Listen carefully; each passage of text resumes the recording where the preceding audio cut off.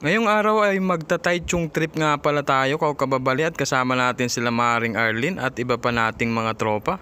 At sa mga taong nag-iisip dyan na napakadami naming pera dito sa abroad, masarap ang buhay at pa-chill-chill lang, i-try nyo ding mag-apply para maranasan nyo kung ano yung nararanasan namin dito sa abroad. Sa part na to nga pala ay papunta na kami ng train station ng Bullet Train kababali at kasama nga pala natin sila Ate Shi at sila paring Alien at sila Maring Arlene nga pala nagbus lang kaya kami lang yung nakamotor. At ito nga pala yung first time na mararanasan at masasakyan natin yung isa sa pinakamabilis na train sa buong mundo. Ito nga pala yung train station ng Bullet Train at ang lakas niyang maka-airport at maya maya nga dumating na rin sila Maring Arlene at yung ibang tropa at nagsibilihan na rin kami ng ticket. Pagkabili nga namin ng ticket, umakyat na rin kami kaagad at 10 minutes na lang kasi bago dumating yung train at nagkamali-mali nga ako dyan sa pag-insert ng ticket natin kasi hindi ko alam at first time ko at kala ko dun sa dulo, sa kabilang side lumalabas yung pala dun lang sa may bungad.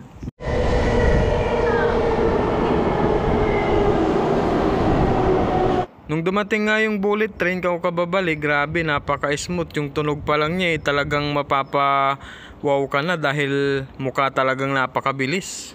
Pag hinto nga ng train dyan kababali at pagbukas ng pinto ay pumasok na rin kami kaagad kasi excited na ang person at first time nga natin makakasakay ng ganito kabilis na train at pagpasok nga sa loob naghanap na kami ng mauupuan namin.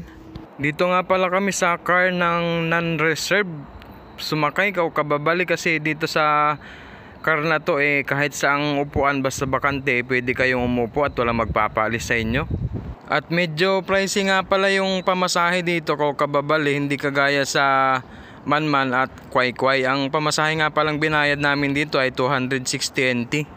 Nung magsimula ng tumakbo o umandar yung train kababali ay mapapawaw ka na lang kasi sobrang solid at smooth ng takbo, hindi kagaya sa Manman at Kwai-Kwai mararamdaman mo yung mga alog-alog lalo na kapag lumiliko, pero dito sa Bullet Train sobrang smooth niya at wala ka masyadong mararamdamang alog-alog kababali. At sa sobrang bilis nga nitong Bullet Train kababali ay simula Miauli hanggang Taichung 15 minutes lang yung biyahe at ayan nga pala yung view kapag nasa loob ka ng Bullet Train. Pagdating nga ng train station ng Shinwori kababali ay ako kaagad yung nanguna at kasabi kasi ng tropa mabilisan lang daw yung pagbaba dito sa Bullet Train. Dito nga pala sa mismong labas ng station kababali ay napaka laki at sobrang daming bilihan ng mga souvenir at pagkain at para talaga siyang airport at yung Bullet Train naman para ding eroplano kasi yung bintana pa lang niya at saka yung experience ko na pagsakay para ka lang naman nasa eroplano at yung alog-alog niya parang eroplano na tumatama o dumadaan sa ulap. Paglabas naman namin ng train station kababali sasakay na kami ng bus kaya lang pinababa kami at sabi nung driver hindi naman daw dyan yung tamang sakayan kaya pumwesto kami dito sa may talagang loading unloading para maghintay. Makalipas nga lang ang ilang minutong paghihintay namin kababali nakasakay na rin kami ng bus at ang unang destination nga pala natin dito sa Taichung ay ang Rainbow Village at napuntahan ko na din yun a few years ago kababali.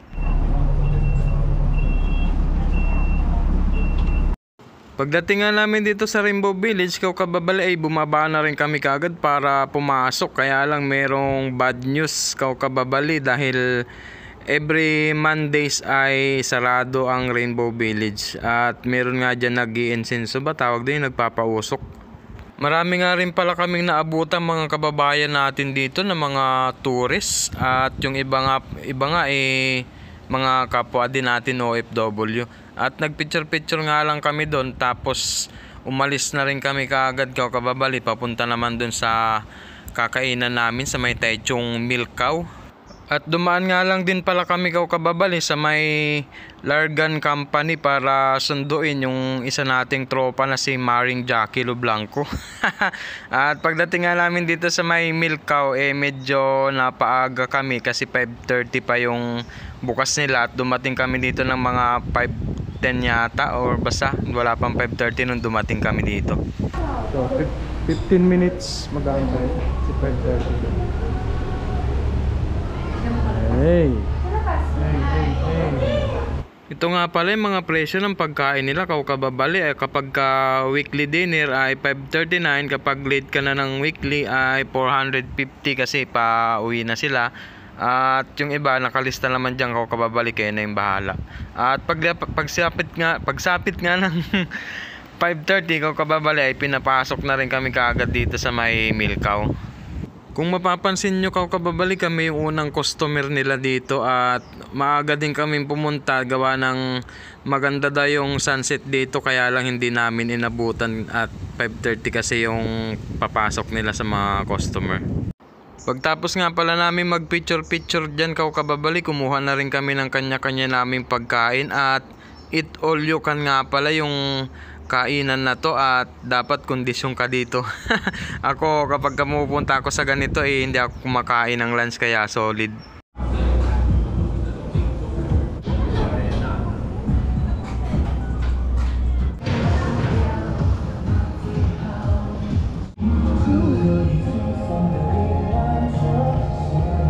Ayan nga pala yung mga pagkain kinuha natin kababali, medyo vegetarian tayo ngayon. So samahan nyo kami, let's go! 我点的清楚，有谁要欺骗？距离让你表情为主的聊天，以为所有事相都心里出现，要不你还是把我删了吧，不要紧阳光凛凛，我无暴露的句话，嘿，轻轻擦着一句晚安吧，就这样吧，往后的日子比蓝无恙啊，不想此刻你也可以看吧，我们的故事忘记连到只为起来，要电影的场比起别再收场啦，是在你亲爱的脸上。Ang reason nga pala talaga kung bakit kami nag-Taichung kababali ay para i-celebrate yung kaarawan ng tropa nating si Maring Jackie Lo Blanco, kasi ngayong buwan ay kanyang birthday at hindi ko alam kung ano yung petsa. Happy birthday na nga lang pala kay Maring Jackie Lo Blanco. Sa part na yan kababali, isa-isa na kaming nagtayuan kasi mga sugbo na ang mga person, at pagtapos namin kumain ay nag-video kami at picture dito sa may logo ng Milkaw. Ay madilim. Ay, Jackie, oh. Okay, parang may baka siya dito. Jackie, galing mo dito. Tony Power. Pagtapos nga namin kumain kababali ay nag-desisyon na kaming bumiyahe papunta dito sa may Largan para mag-jamming ng konti, at nag-rent nga lang pala kami ng transient do sa kakilala ni Maring Arlene na mayroong bagong bukas na shabu-shabu sa may Largan. Sa part na yan kababali ay nag-desisyon kami na i-video daw yung first shot namin, kasi yung iinumin namin ay yung tequila na binili ng mga kasamahan natin. Ito nga rin pala yung first time ko na makakatikim ng ganitong inumin o alak. Ano ba yan? Cheers! Cheers mo na! Cheers! Ay, cheers! Go! Patagay!